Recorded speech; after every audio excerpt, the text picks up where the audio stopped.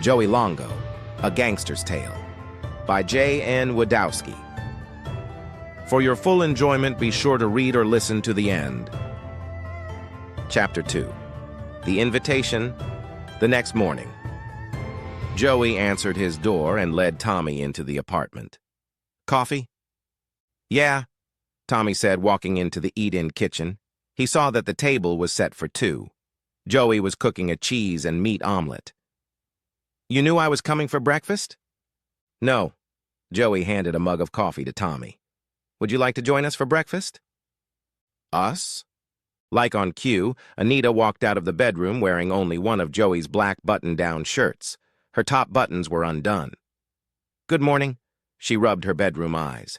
Do I smell bacon? You do. I made breakfast. I was just asking Tommy to join us.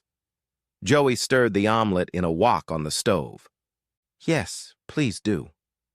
She turned to Tommy as she approached Joey and kissed him. So do you still respect me this morning? Joey asked as he shut off the stove and helped her sit at the table. She looked up at him with dreamy eyes.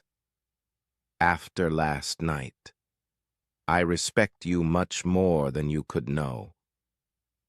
Your pleasure is my pleasure, he responded as he went back to the stove to scoop the omelet out of the wok and onto a serving dish. Holding the dish in both hands, he turned to face Tommy. So? Sure, it smells good.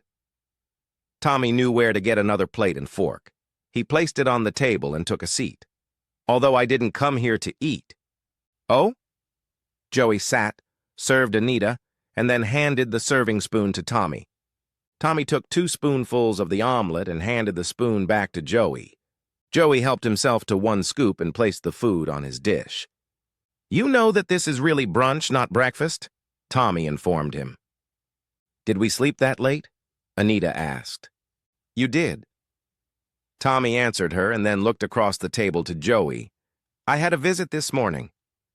Don't tell me that idiot Juan, Joey guessed, but then realized if it was Juan and his friends, Tommy would look more ruffled from the encounter. No, 2 Chinese goons saying they represent a Mr. Chen. Tommy looked concerned. The Mr. Chen? Joey calmly buttered his toast. You heard of him? Tommy was surprised. I have. Joey took a bite of the toast and chased it down with some coffee. He leads the Triad in this city. Has connections with the CCP. CCP, Triad? Anita asked as she enjoyed the brunch. Chinese Communist Party. The Triad are Chinese gangsters. Tommy explained, surprised she did not know. Oh, what did they want? She asked. Joey looked at her and smiled. Good question. He looked at Tommy for an answer. Mr. Chen wants to meet you. Tommy answered, It seems word of last night has already spread. I guess it would have. Why didn't they come here? Why go to you? Anita asked. Your friend Teresa. I assume they first went to her. Joey looked at Tommy. You gave her your number, I guess. Yeah, she's cute, Tommy replied. But I didn't luck out like you did last night. He looked at Anita and her cleavage from the open shirt. Anita looked at Tommy, speaking to him. She redirected his eyes to hers. You will. I can tell she liked you. I just think she was too scared to go back with you last night after the whole thing with Juan. At that moment, Anita's phone rang in the bedroom. She got up and the 2 men watched her walk away from them to retrieve her phone. Nice piku, Tommy whispered to Joey. Yes, yes indeed. Joey agreed. They could hear her talking in the other room, often replying, You need to stop crying, Teresa. I can't understand you. Take a deep breath. I'm listening. The 2 men looked at each other, wondering what Teresa was crying about. Moments later, Anita returned with her phone in hand. That was Teresa. She was shaken up about the Chinese gangsters visiting her early this morning. Also, Rodrigo called her. She looked seriously at Joey. He wants to meet you. It seems I am very popular this morning. Joey drank his coffee. Should I or should I not accept their friendly invitations? Anita looked worried. You cannot just brush off Rodrigo. As for this, Mr. Chen, I don't know anything about him, but he sounds like someone you shouldn't ignore either. She stood in front of him, holding her phone tightly. It is not healthy. Sit, finish your eggs. He freshened her coffee cup. Getting involved in any way with such men is usually not healthy. Joey always says the best way to get out of danger is to avoid it. Tommy responded. I said that? Joey asked. You know damn well you said that. Tommy smirked at him. She sat back down, not convinced that these men would simply allow him to avoid them. They will come for you.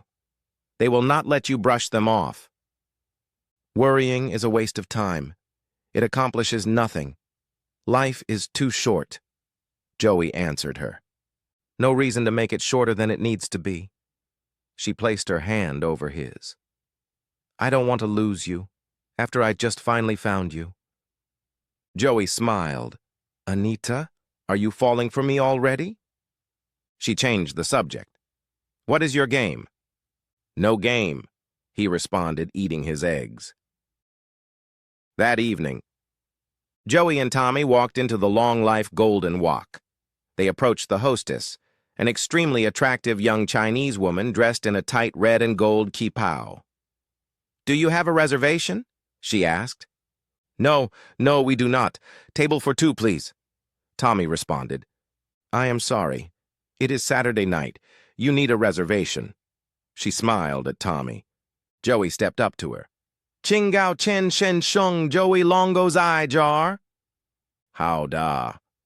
She was surprised by his perfect-toned Mandarin.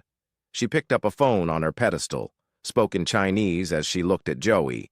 She hung up the phone, and with her arm, she directed Joey and Tommy. This way to your table, Mr. Longo. Xia. Joey responded, following her to the open booth in the back of the restaurant.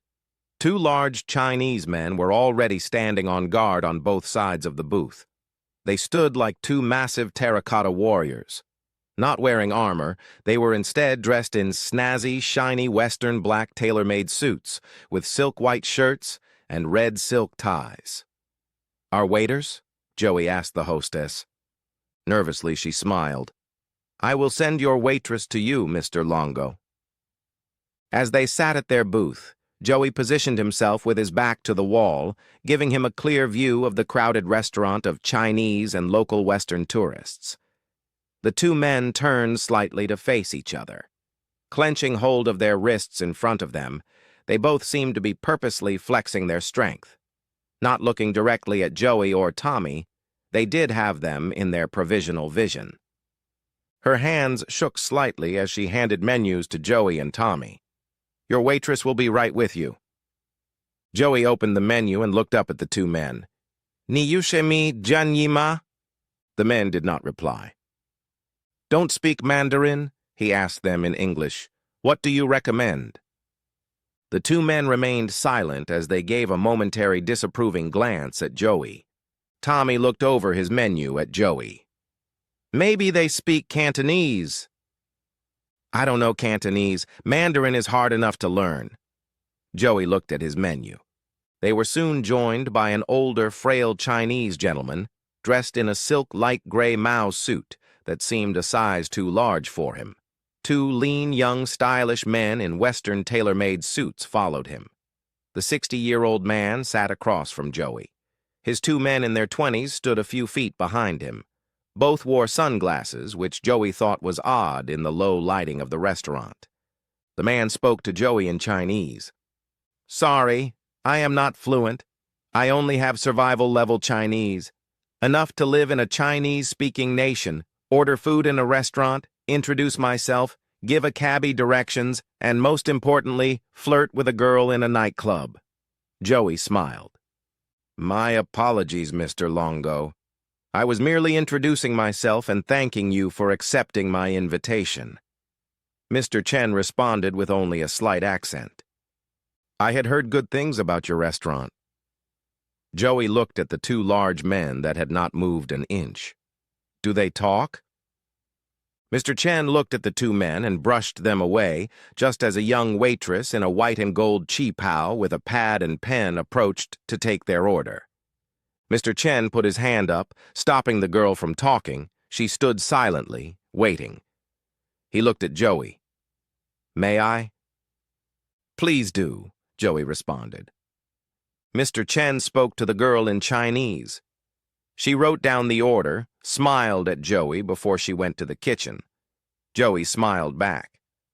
"I ordered you real Chinese food, not the junk these tourists eat." He looked at his customers with disdain. "I appreciate that," Joey answered as he watched the movements of the waitress in the tight chi-pao walking away. Mr. Chen, noticing what Joey was looking at, responded, "Although she is not on the menu, I can have her arranged for you." He smiled, a gesture of goodwill. "Nitai Kachi," Joey answered. "I can manage that area on my own. Your Chinese may be limited, but what you do know, you speak better than most Chinese." He looked kindly at Joey. "And I am confident you could handle her on your own, if you wished." "Again, you are too kind," Joey answered. Be sure to continue to Chapter 3, The Counter Offer. To support the author, please like, share, comment, and subscribe.